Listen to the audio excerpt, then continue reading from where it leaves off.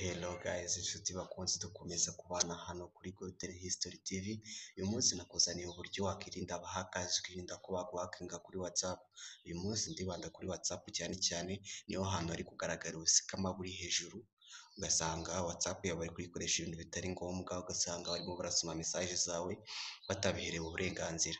Ndabikwereka kandi ubu buryo ndabukwereka ku buryo wabasha gusoma message z'undi muntu. Ako byaba byiza mubaye mwabyumvikanyeho, wenda hari igihe uba ukeneye kuba wamusubiriza mu gihe yahuze, cyane cyane nk'abantu baba bafite kampani, bafite ibintu bakora, ibintu by'ibicuruzwa ndetse n'ibindi bitandukanye. Ukaba wasoma message ziwe bamwohereza ukamusubiriza, ukanasiba message mu gihe zitari ngombwa kuba yanazireba. Hari n'uburyo bakunda gukoresha ngo bari guhakinga, ugasanga ngo bari gusoma message z'umukunzi wawe ndetse n'ibindi nk'ibyo. Ariko byose biri muri ino video. Icyo nakugiraho inama ni ukwirinda kuba wabikora utabiherewe uburenganzira, kuko bishobora kuba byagukoraho cyangwa bikaba aramutse akureze, polisi ishobora kuba yagukurikirana kuko wagukurikirana amakuru yiwe utabiherewe uburenganzira, niko nabivuga. Mbere na mbere reka nkwereke ubu buryo. Urabanza ujye kuri Play Store yawe usacinge ino application ngiye kukwereka. Uraza hano kuri Play Store usacinge ino application bita web scanner. Kanyikwereka, ndakeka urimo urayireba ahangaha. Numara kubona ino application ukaba wayishyira muri telefoni yawe, biraba byoroshye cyane. Reka nze dusubire inyuma tujye muri application zacu. Urabona ko web scanner yagezemo hano muri telefone yacu ngiyi ahangaha. Iyi application igiye kudufasha ibintu byinshi cyane. Urabizi ko hari abantu basikaminga, basoma message zawe utabizi. Mbere na mbere reka nkwereke uburyo wabanza gusuzuma ko batagusomera message zawe kuri WhatsApp. Uraza ukanda hano kuri WhatsApp bisanzwe nk'uko usanzwe ujya kuri WhatsApp. Subira inyuma kugira ngo mbikwereke step by step. Uraza kuri WhatsApp bisanzwe, nurangiza ukande ahangaha ku tudomo dutatu kamba kwereke. Ahangaha ku tudomo dutatu, sinzi mburi kuhabona ahangaha. Reka mbakwereke ahangaha ku tudomo dutatu. Numara kuba wahakanda,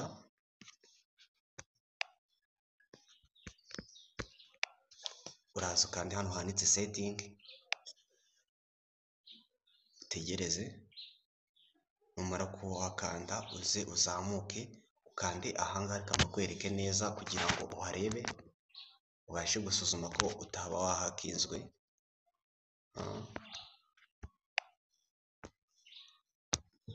Uraza ukande ahangaha. Umara kuba wahakanda, baratuba kuzanira akantu kameze nka scanner nk'uko ubireba. Utegereze gatoya kugira ngo usuzume neza ko wahakinzwe kuri WhatsApp yawe. Aka kantu barakifashisha mu guhakinga kugira ngo basome message zawe, kuko baragasikana arangiza bakajya basoma message zawe bakagusubiriza ndetse n'ibindi. Ndakwereka n'ubundi buryo abahakazi bakunda kuba bakoresha. Bakunda gukoresha ibintu bya link. Wowe uri kuri WhatsApp ugasanga wenda yashyize akalinki akubwira ngo gafungure, ngo uratsindira amafaranga ya naya, ngo uratsindira ibihumbi ibi n'ibi.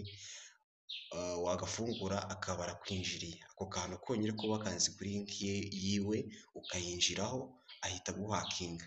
Urumva byo biroroshye cyane.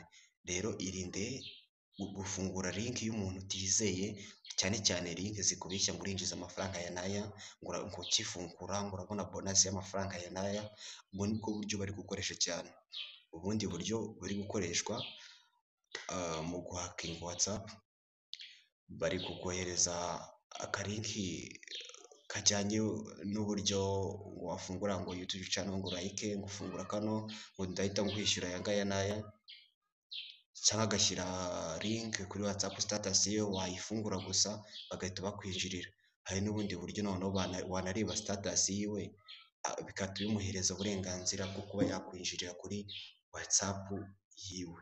Rero irinde, hari ubundi buryo bukunda gukoreshwa ugasanga umuntu akoresha dokima bakubwira ngo uyifungure, noneho na YouTube hari igihe nako WhatsApp hari igihe ihita ikubwira ati se umuntu ukohereje linki ko hari kubonamo ikibazo uramwizeye mbere yuko ufungura iyo dokima? Sinzi mbere kubyumva neza. WhatsApp ubwayo irabikubaza, okay, uramutse uyifunguye yabanje kukugira inama bakaguhakinga nta kitaba yakwibwiye, ariko nimba umwizeye ntacyo wayifungura. Ariko njye niyo njya kuyifungura amafite inkingi imbere avuga ati ahari nawe bamukoresheje ugasanga bamuhakinze, akaba bari kuguma bamukoresha kugira ngo bahakinge benshi, cyane cyane bari gushyira amalinki mu magurupe ku buryo umuntu ukikandaho wese bahita bamwinjirira bagatangira kuyamamarizaho, kuyishyiraho ibintu badakeneye, bakayikoreraho ibintu bitari byiza kuri WhatsApp yawe, ndetse n'abantu mubana mu magurupe n'inshuti zawe bikaba byabakora cyane. Mbere na mbere rero reka dutangire nkwereke uburyo byose bikorwa. Application yacu yitwa web scanner, WhatsApp web scanner, tegereze ubanze uyinjireho, nurangiza ufate telefone ugiye kuba wasikana, uraza gusa kuba ufite iyo telefone, uraza ukande ahangaha kuri web scanner, kamba kwereke ahangaha uhakande,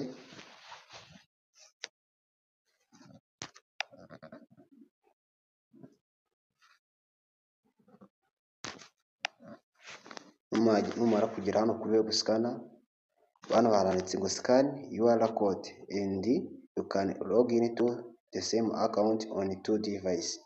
Ariko tugati nyiri scanninga UR code y'umuntu ugiye guhakinga, nurangiza winjire, account ziraba zimeze ari nkaho ari kimwe muri devices zitandukanye. Ariko mbere na mbere yuko tubikora baradusaba kubanza gukora login. Tegereze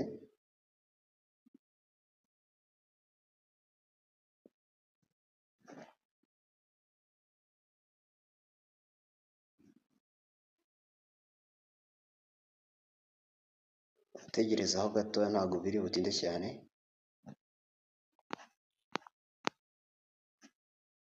Ukimara gusikana UR code y'uyu muntu witwa Nzikudukunda Ariete, urabona ko iyi ni telefone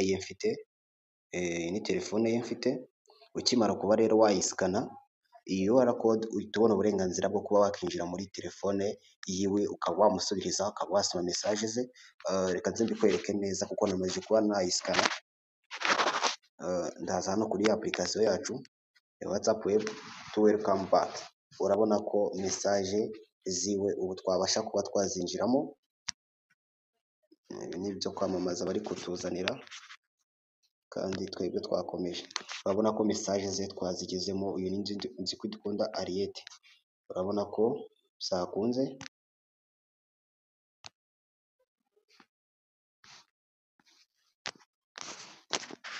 Hano narigiye kuri status yiwe, urabona ko byakunze. Abantu bamwandikira, urabona wabandikira, wamusubiriza. Nk'urugero njyewe ndihe katurebe, njyewe reka nze niyandikire ni searching kuko iyo ni sister.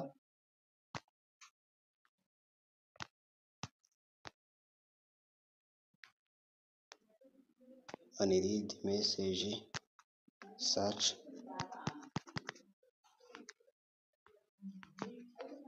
urabona ko byakunda. Wenda nk'urugero reka nsubire inyuma niyandikire. Uyu ni umuntu na sharinze link,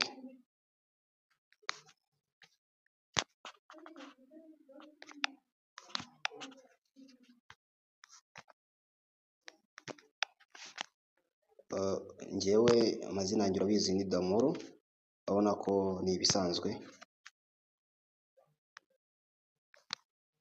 Aya ni amwe mu ma audio yagiye yohereza nkayareba, nkabona ko byoroshye cyane.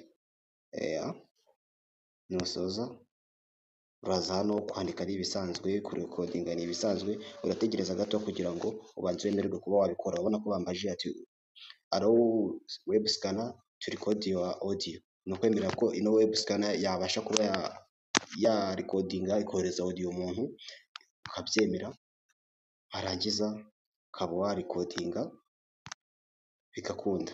Nk'urugero urategerezaho gato bibanze byemere ko ntabwo biraba.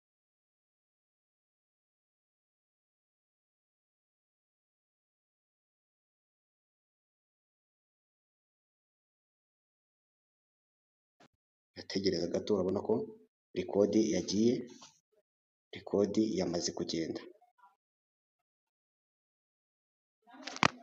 Nshaka nahita mbikwereka no kuri telefone yiwe, akakwereka ko ino rekodi nawe yabonye ko nayohereje, kandi nshaka atabona ko nayohereje, mu gihe nayohereje uriya Damour, nahita ngaruka ino rekodi nkayisiba, namara kuyisiba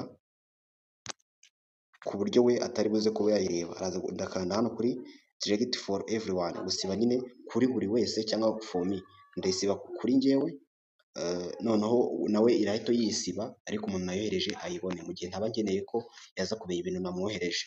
Ibi byose birakora, kandi ukeneye no kwinjira mu yindi akawunti, ushobora kuba wakinjira muri akawunti zitandukanye nyinshi cyane. Urugero ushobora gukora logout, ushobora kuza hano ugakanda kuri create, warangiza ugakanda logout, urabona ko uyu niwe twinjiriye. Ushobora kuba waza ugakanda logout muri ino akawunti. Do you want to exit, urifuza gusohoka, ugakanda logout. Urabona ko nakoze logout, nasohotse nk'uko bisanzwe, twari twamuhakinze, twaba dusoma ibintu byiwe. Ino application ikora ibintu byinshi bitandukanye, ifite uburyo bwa audio to text, kuba wafata amagambo ikahinduramo amatext, ifite amafonti atandukanye, direct chat, ikaba ifite recover direct message, ziriya message tuba twarasibye umuntu yakwandikira agahita bisiba, ibi byose irabikora. None hari icyo bita direct chat, uraza kandi kuri direct chat, nurangiza uze uhitemo nomero ushaka kohereza, waza ukareba nomero wifuza kuba wakohereza, warangiza ukayandikamo. Ubanza mfitemo igihugu cy'u Rwanda, waza ugahitamo igihugu umuntu aherereyemo, warangiza ugashyiramo wenda nomero, ugashyiraho nomero za WhatsApp yanjye 9323185. noneho warangiza ugahitamo mba ari WhatsApp isanzwe cyangwa ari WhatsApp business ugiye kumukoresha umwohereza, bita direct message.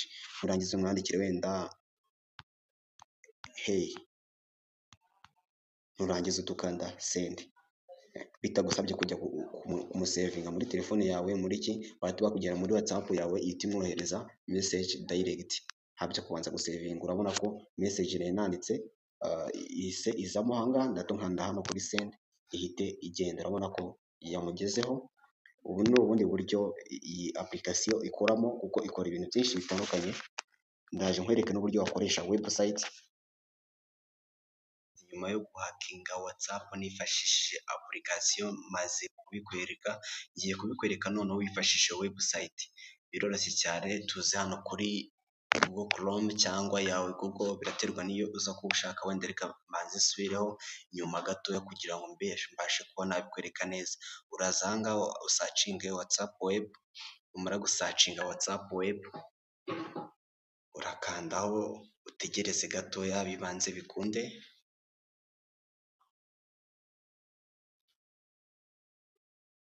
Okay, ukigera ahangaha uraza ukande hano kuri sharing, uraza umanuke hano hasi, hano handitse URL code, kamba kwereke ahangaha kuri URL code. Umara kuhakanda utegereze gato baguhereze URL code wakifashisha. Ubaye ufite mashini, URL code wayidownloadinga ukaba wayohereza n'undi muntu, akaba yabasha gusoma message yawe akagusubiriza, nimba ubikeneye mubaye mwabyumvikanye, apana kubikora mutabyumvikanye, kuko bishobora kuba byateza ikindi kibazo aba yakureze cyangwa aramutse abimenye. Noneho uburyo nshaka kukwereka njyewe si ubu ngubu, ndakwereka hano kuri scan. Reka mbakwereke, uraza ukande hano kuri scan, nimba utari kuhareba reka mbakwereke, ni hano kuri sikani ya, ni aho ngaho, nurangiza urakanda hano kuri sikani, utegerezeho gatoya biraza guhita bikunda, numara gukanda kuri sikani usikaninge UR code, numara kuyisikaninga uraza kubasha kuba wasoma izo mesaje ziwe byoroshye wifashishije webusayiti. Murakoze cyane, wibuke gukanda sabusikarayibe kugira ngo tuze tukugezaho ibintu byiza nk'ibi utabasha gusanga ahandi, kandi urakoze cyane kuri wakanze sabusikarayibe. Saliyuti kabisa.